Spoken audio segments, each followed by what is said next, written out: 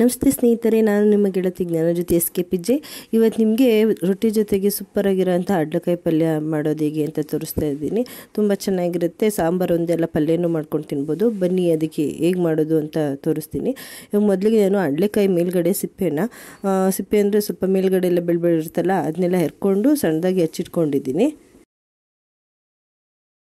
ನೋಡಿ, ಒಗ್ಗರಣೆಗೆ ಏನೇನು ಬೇಕು ಅಂತ ತೋರಿಸ್ತೀನಿ. ಇಲ್ಲಿ ನಾನು 2 ಮೀಡಿಯಮ್ ಸೈಜ್ ಟೊಮೆಟೊ ತೊಗೊಂಡಿದ್ದೀನಿ, 1 ಮೀಡಿಯಮ್ ಸೈಜ್ ಈರುಳ್ಳಿ ತೊಗೊಂಡಿದ್ದೀನಿ, 4 ಹಸಿಮೆಣಸಿನಕಾಯಿ ತೊಗೊಂಡಿದ್ದೀನಿ, ಕರಿಬೇವಿನ ಸೊಪ್ಪು ತೊಗೊಂಡಿದ್ದೀನಿ, 1/2 ಕಪ್ ಕಾಯಿ ತುರಿ ತೊಗೊಂಡಿದ್ದೀನಿ, 1 ಚಮಚ ಸಾಸಿವೆ, 1 ಚಮಚ ಜೀರಿಗೆ ಮತ್ತು ಮನೆಯದು ಸಾಂಬಾರು ಪುಡಿ ತೊಗೊಂಡಿದ್ದೀನಿ, 2 ಚಮಚ ಸಾಂಬಾರು ಪುಡಿನ.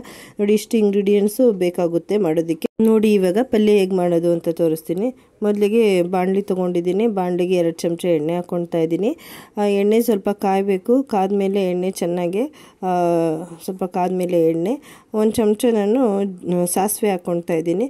ಸಾಸಿವೆ ಹಾಕ್ಕೊಂಡು ಸಾಸಿವೆ ಸ್ವಲ್ಪ ಚಟಪಟ ಅಂತ ಸಿಡಿಯೋ ಥರ ಇರಬೇಕು. ಸಾಸಿವೆ ಸಿಡಿದ ಮೇಲೆ 1 ಚಮಚ ಜೀರಿಗೆ ಹಾಕ್ಕೊಳ್ತಾ ಇದ್ದೀನಿ. ಮತ್ತು ಹಚ್ಚಿಟ್ಕೊಂಡಿರೋಂಥ ಹಸಿರು ಮೆಣಸಿನ್ಕಾಯಿನೂ ಹಾಕ್ಕೊಳ್ತಾ ಇದ್ದೀನಿ. ಹಸಿರು ಮೆಣಸಿನ್ಕಾಯಿಂದನೇ ಕರಿಬೇವು ಸೊಪ್ಪನ್ನು ಹಾಕ್ಕೊಳ್ತಾ ಇದ್ದೀನಿ. ಮತ್ತು ಹಚ್ಚಿಟ್ಕೊಂಡಿರೋಂಥ ಸಣ್ಣದಾಗಿ ಹಚ್ಚಿಟ್ಕೊಂಡಿರೋ ಈರುಳ್ಳಿನೂ ಹಾಕ್ಕೊಂಡು ಚೆನ್ನಾಗಿ ಬಾಡಿಸ್ಕೊಳ್ತಾ ಇದ್ದೀನಿ. ಸ್ವಲ್ಪ ಈರುಳ್ಳಿ ಚೆನ್ನಾಗಿ ಬೆಂದಮೇಲೆ ಅದರಿಂದನೇ ಟೊಮೊಟೊ ಹಾಕ್ಕೊಳ್ತಾ ಇದ್ದೀನಿ. ಟೊಮೊಟೊನ ಚೆನ್ನಾಗಿ ಕೈ ಆಡ್ಕೋಬೇಕು, ಚೆನ್ನಾಗಿ ಅದೆಲ್ಲ ಮಿಕ್ಸ್ ಆಗಬೇಕು.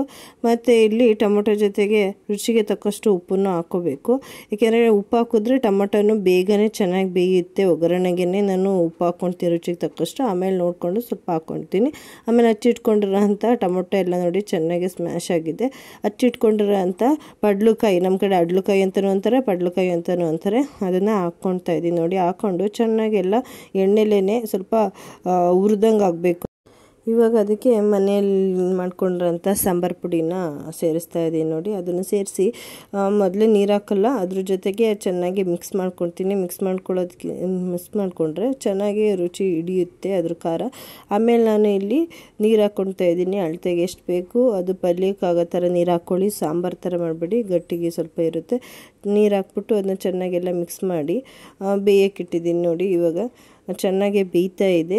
ಅದು ಅಡ್ಲಕಾಯಿ ಆಲ್ರೆಡಿ ಒಗ್ಗರಣೆಯಲ್ಲಿ ಸ್ವಲ್ಪ ಅರ್ಧ ಬೆಂದಿರುತ್ತೆ. ಮತ್ತು ಇವಾಗ ನೀರು ಹಾಕಿ ಬೇಯಿಸಿದಾಗ ಇನ್ನು ಇದೆಲ್ಲ ಸೇರಿಕೊಂಡು ಚೆನ್ನಾಗಿ ಸಾಂಬಾರು ಪುಡಿದು ರುಚಿಯೆಲ್ಲ ಇಳ್ಕೊಂಡು ಚೆನ್ನಾಗಿ ಬೇಯುತ್ತೆ. ಆಮೇಲೆ ಲಾಸ್ಟಿಗೆ ತುರಿದಿಟ್ಕೊಂಡಿರೋಂಥ ಕಾಯಿ ತುರಿ ಹಾಕ್ಕೊಳ್ತಾ ಇದ್ದೀನಿ.